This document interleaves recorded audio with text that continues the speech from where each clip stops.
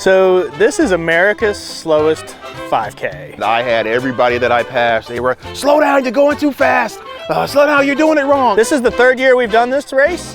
But this race, I can't call it a race.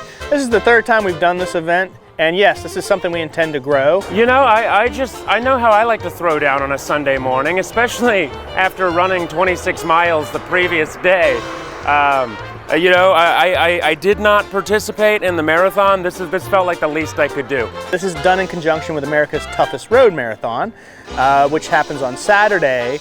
And typically runners, after they've run a half marathon or a full marathon, they do a little recovery run the next day so that you get their legs loose and things like that. And so we're like, hey, let's make a race for that. And we're like, we didn't want to do a 5K, you know, we're not your typical race.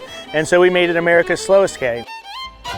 The Blue Ridge Marathon Half Marathon is probably one of the most well-organized, best staffed races that I've ever done, and that's regardless of distance. So I did the half yesterday, did the full in 2019, and I keep coming back for more of those hills. This is an organization run by runners, for runners, and that feels like it. It's almost in the DNA of everything they do for the race. So this isn't some big national, multinational company, you know, coming in and doing events in multiple cities.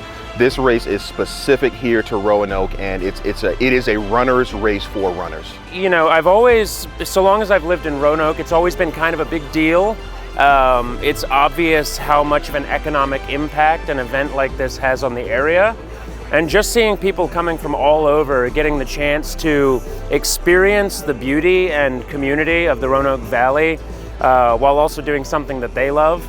I can't help but think that we live in a much better and kinder city because of events like this. Even though it is tough to get up the next morning after you've done the full or the double or even the half and come out here and do this, but it's worth it. It's worth it because there's so many people out here who are in good spirits, smiling faces, got their cups of coffee, their donuts. The lady, as a matter of fact, at mile 2, she rolls up on a bike and with a box of donuts.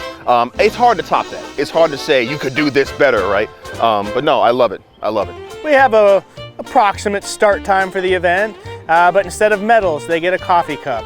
And they have coffee they can pick from and donuts. And they basically get a cup of coffee and they leisurely, they walk, run, or jog a 5K. This year we added some therapy goats, so we have a little goat yoga going on as well. And that's kind of our goal, is to kind of grow it and add different things. Who knows, one day maybe we'll have a band on a flatbed truck cruising down the course playing music for people as they go. But yes, that's our goal, is to keep it going.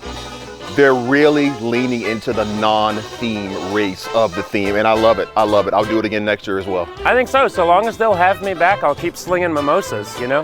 It's really at your own pace, conversing with your friends, your family, very leisure stroll. You don't even have to do the whole 5K if you don't want to. You can go out a mile and turn around and come back.